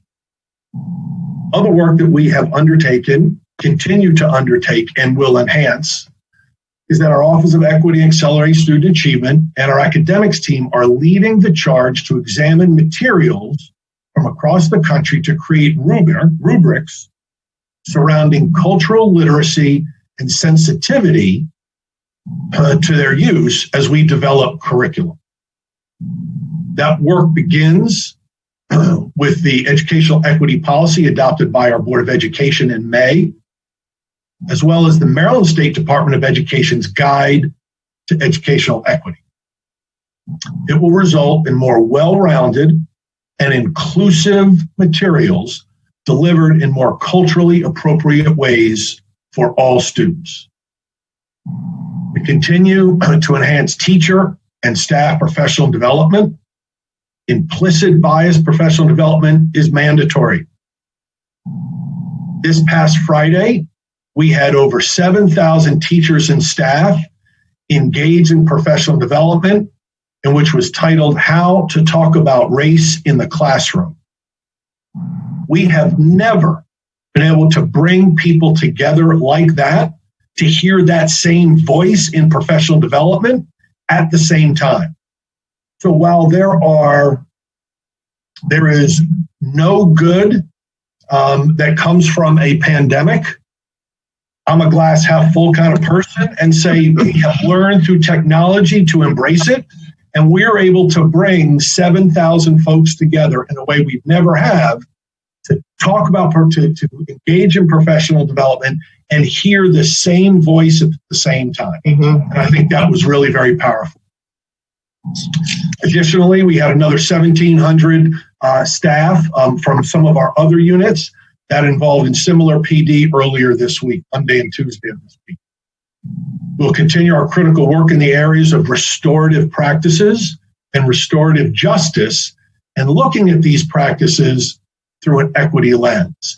We are not there in training all of our staffs, but we're building a cadre that can allow us to do that, to train all the staffs in all the schools so that we've got community circles and restorative practices in being engaged in each of those schools. As many of you know, we've partnered with the county government on the Eliminating the Opportunity Gap and the mental health task forces. And those that particularly the mental health aspect of this has been mentioned by a number of my colleagues on this call this evening. We are putting together a work group that will operate over the course of this school year to create a second global community citizenship course. You know that we have developed the first and made that a requirement for graduation, beginning with ninth graders that just finished this past school year. We are going to continue that and sort of make in addition to that course for students, and that will focus on social justice, how those students can elevate their voice and get more involved in social justice issues.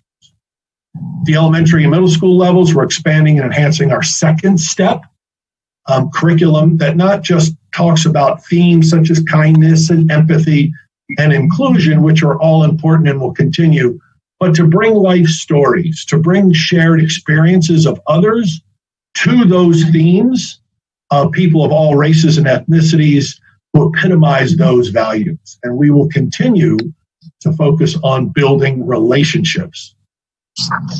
Working with our school resource officers to better define roles and enhance a program that has been, quite frankly, a model in Maryland and around the country.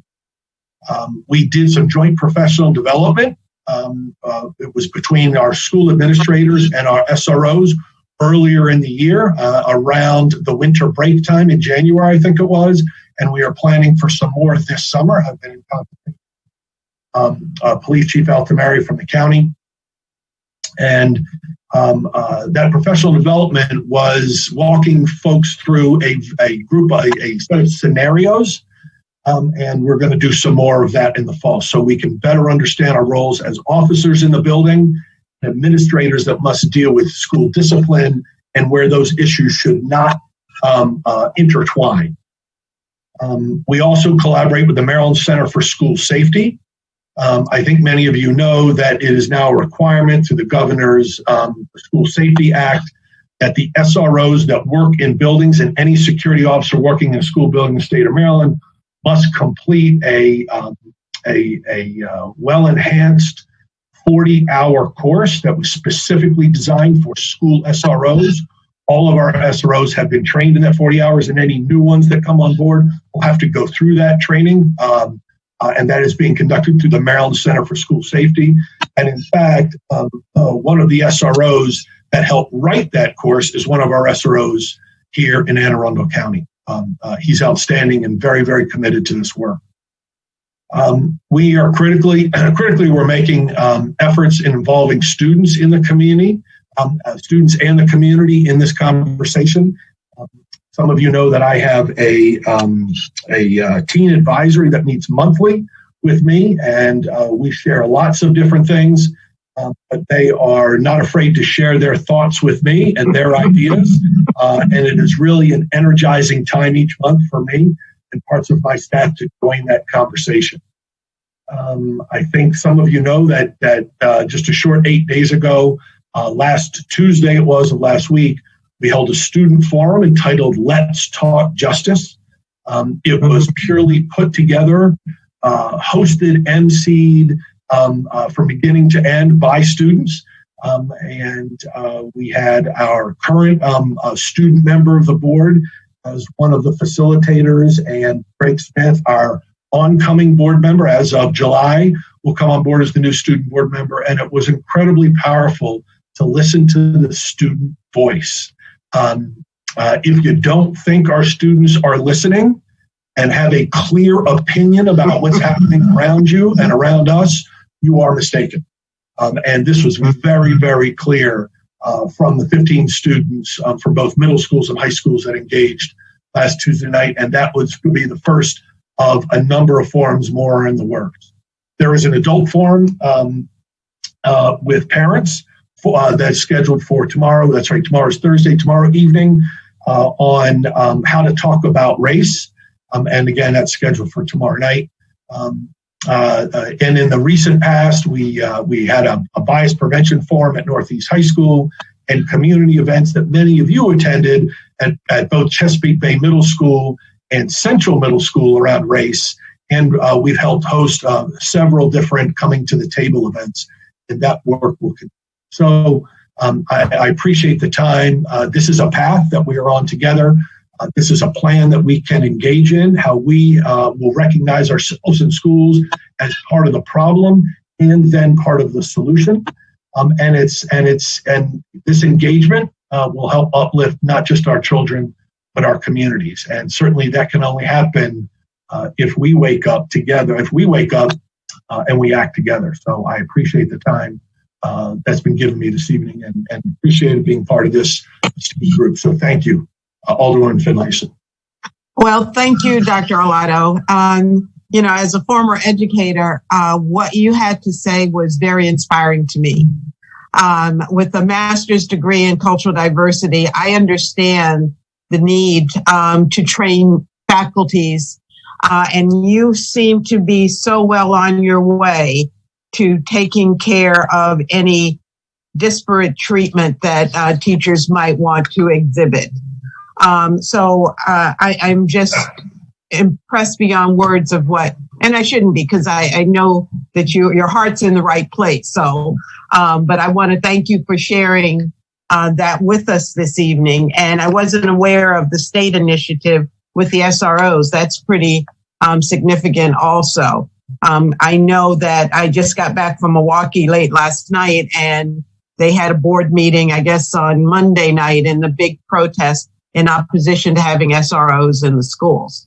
So I know that's a hot button issue, but it sounds like Maryland is doing it right once again. So thank you. And I know it's late, so we're almost to the end, you guys. We have one more speaker, and I won't say I saved the best for last because he's an educator, but he is. But he's also a leader in the fraternity, the Alpha Phi Alpha fraternity, one of the oldest African-American fraternities in the country. My dad happens to be an Alpha, has been an Alpha for, hold on to your seats, 78 years. 78 years he's been in this fraternity. He was in the fraternity. He and Dr. King were friends. So he's got lots of history. So anyway, the Alphas have worked tirelessly in our community, in the Annapolis community and in the Anne Arundel County community for many, many years. And so, Mr. Dillard, when you leave school at the end of the day, I know that you don't really leave your students and you don't leave your community because the work continues. So from your perspective as a leader in the community, in the school system, in your fraternity, where do we go from here and how do we get there? Well, first off, Alderwoman Finlayson, thank you for this opportunity. I'm extremely humbled and honored to sit here and to be a part of this, and it's a very important conversation. So I am not a born and bred Annapolitan. Annapolitan, there we go. But I've been in Annapolis for 22 years. And that, not being able to say it correctly tells you, I'm not born and bred here, but I've been part of this community for 22 years. And so I want to share my perspective, I believe is very unique. And I have 4 pillars that I'm going to kind of talk about from my perspective. So the first I think pillar, you have a handout, don't you, Julian? There should be something on the screen. We missed Mr. Snowden. Okay, I'll have to. Oh, there he goes. Oh, okay. So, and I'll get to those next steps in a minute. But so I have there are some 4 pillars and I feel like I have a pretty unique perspective. So number 1, you mentioned the fraternity, Alpha Phi Alpha Fraternity Incorporated. And from the beginning, so Alpha Phi Alpha Fraternity was founded by 7 African-American men in 1906, December 4th, 1906, on the campus of Cornell University, an Ivy League school, 7 Black men trying to start a fraternity. Can you imagine? We talk about racial injustices and discrimination nowadays. Think about 1906 in Ithaca, New York, as a Black man in an Ivy League school. So the work that these men did and what they had to do to build this fraternity is incredible. So as you mentioned, the Alphas have been doing a lot of work in the Annapolis community, but the Alphas here, we stand on the shoulders of so many great Alpha men, Dr. Martin Luther King, Thurgood Marshall, Harris T. Allen. And I mentioned Thurgood Marshall and Harris T. Allen. Number 1, Thurgood Marshall, many people don't know that he worked directly with Walter Mill in regards to fighting for equal rights and equal pay for the Black educators in Anne Arundel County. And then we have Dr. Harris T. Allen, who did so much work, so much in the field of medicine and civil affairs within Annapolis City. And, 665 is named after Dr. Harris T. Allen. So talking about the work that we've done, the Alphas here, we have had a mentoring program, Alpha Academy mentoring program that we have been running for about 15 years and really working boots to the ground with our young men, working with our youth. And we have partnered with the school system and several other organizations to kind of keep our program afloat and just being able to work with these young men and give them a set of skills, but more importantly, being able to listen to what they have to say. Because we often we often jump in and we think we just need to talk at these young people, but we really need to listen to what they have to say. So we have been very privileged and fortunate to have our mentoring program and working directly with them. And also I actually serve on our public policies committee, and we have a national program called A Voteless People is a Hopeless People.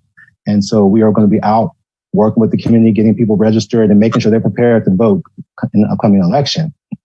So one of my pillars is within my fraternity, and I'm very grateful for that. And I would be remiss if I did not give some shine to the other, they call Divine Nine, other Black Greek fraternities and sororities. The fraternities and sororities, I think, often get a bad rap, and they think that we don't know how to work together, which is not true. So we have partnered with the Housing Authority of Annapolis for the past 5 or 6 years, and we put on different events in the Robin Boy community, Easter egg hunt, Halloween party, ice cream socials. So I encourage all these organizations that are represented on this town hall meeting tonight to partner with these African American fraternities and sororities. We are in the community and we want to do the work. All of these organizations, even though they have different colors and they were founded in different places within the country, they were all founded on the premise of community service and giving back. So I would definitely, challenge any of you on this town hall to reach out to these African American fraternities and sororities and partner with them because they want to do the work. They're working, and a lot of work that we do in the community often does not get highlighted, and we don't do it for that. We do it because it needs to be done. So I encourage all of you to look into these African American fraternities and sororities because they want to work. They want to partner. So my second pillar is as an educator. I have had the privilege of working in the Annapolis cluster for the past, since 2005. So it's been 15 years. And since I've come to Anne Arundel County Public Schools, I've only been in the Annapolis cluster, and I take pride in that. I'm very happy with that. So first working in Tyler Heights Elementary School, and for the last 10 years, working at Georgetown East Elementary School. One thing I'm going to say as my perspective as an educator is I have had lots of opportunities to talk with our school community. And I have heard some of their things they have to say about their distrust with not just the police department, but with some of our public officials, some of our elected officials. And I want to give a shout out to the Annapolis Police Department and the program they have called Character Counts. And this is a program where they have officers come in and they're working directly with our third grade students. A shout out to Lieutenant Krause, who I think does a great job with this, working at Georgetown East with our young people and really building a relationship. So one thing I would like to see is I would like to see more of our police officers, elected officials in our schools, talking with our young people, building those relationships. They think it's far from their reach for somebody who is elected or, within that government to walk into their schools and actually have a conversation with them. So again, I challenge all of you to make sure that becomes a priority of really getting in and talking with our young people, being involved and letting them see you in a different light. My third pillar is as a father. I posted something recently on Facebook, and the post said, the senseless killing of Black men hit differently when you're raising one. I'm raising two Black young men, two African American sons. And the conversations that we have had to have, my wife and I have had to have with them over the past few weeks, and this is not the first time, we've had to have these conversations. And even the conversations that we've had to have with their friends. So being the father of two Black sons, one of which who just turned 18. So now he's a young adult. And so the stakes are even higher for him. He's no longer considered a youth. So we often worry about him and all the young men, within the city. And do they understand what is at stake here? Do they understand the rules of engagement? So having to have those conversations, and the conversations we shouldn't have to have, but we know we have to have them.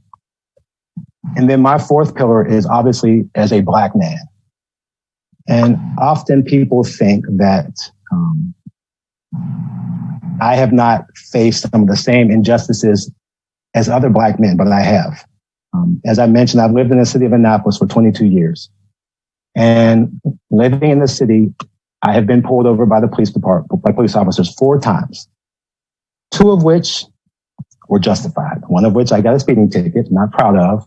The second one, I got a warning. And then the third and fourth time, I truly believe I was racially profiled. When the officers shared with me why they were pulling me off, I didn't feel like it was justified. I really did not feel like it was justified. So as a Black man, no matter your stature, no matter, what you've accomplished, there's still things that you have to fight. So those are my 4 pillars and my perspectives. Now, where do we go from here? So I want to share something.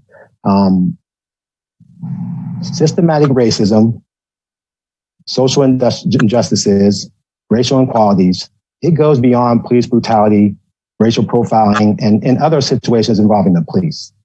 So when I talk about what I think are next steps, I'm talking about not just the police department, but I'm talking about within politics. I'm talking about within job opportunities. I'm talking about equitable and equal health coverage and opportunities for housing. So it's bigger than just the police department.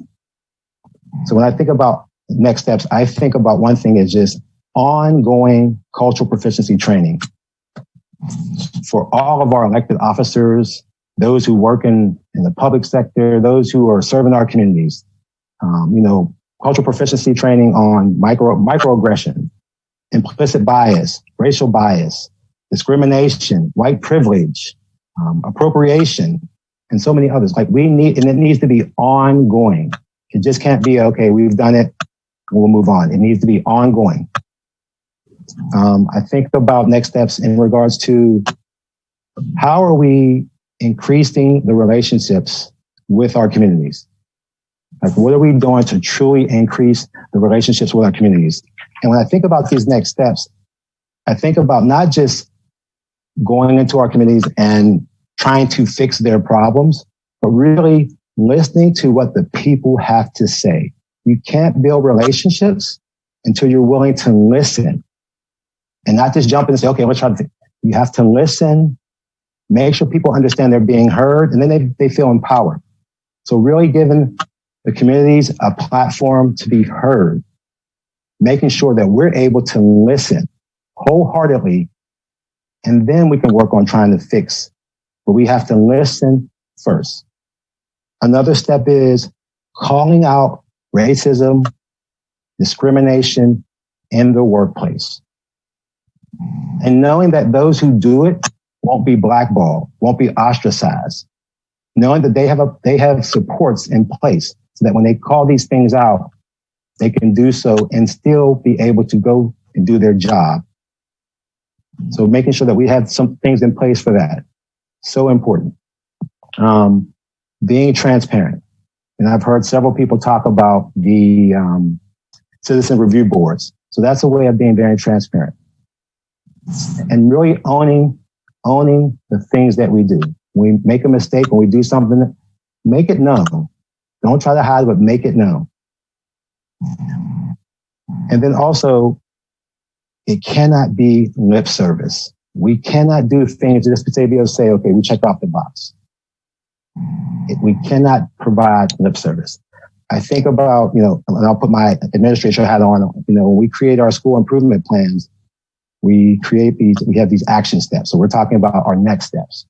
And we often talk about in the schoolhouse progress monitoring, which means we are tracking the progress of these action steps. We are tracking the progress of these next steps.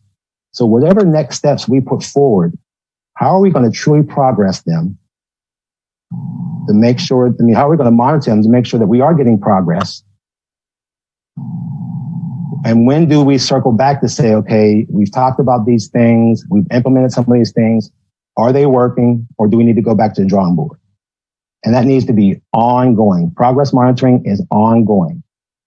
And then the last thing is that accountability piece. So when we're progress monitoring, when we're really looking at these next steps, how are we holding people accountable? How are we making sure that these next steps, these action steps, are not just something that people are checking off the box? How are we making sure that this cultural proficiency training that we've implemented is really being taken to heart and it's really being implemented? Those things are really important. And so there's my next steps. And again, I truly thank you for this opportunity. Well, thank you, Mr. Dillard. And I think it quite appropriate that we end with your comments as an African-American man, the father of two boys. I know Dr. Fairley has two grandsons also. But to bring it back to a family structure, and that's what you highlighted for us this evening. I know we're out of time. I just want to take a moment, first of all, to thank all of you. I know this was a lot to pack into 2 hours, and we've gone a little bit over 12 minutes. but I thought it important to get all of your voices at the table this evening. This is not the end. I had hoped that we would have time to really highlight some of the things that we heard.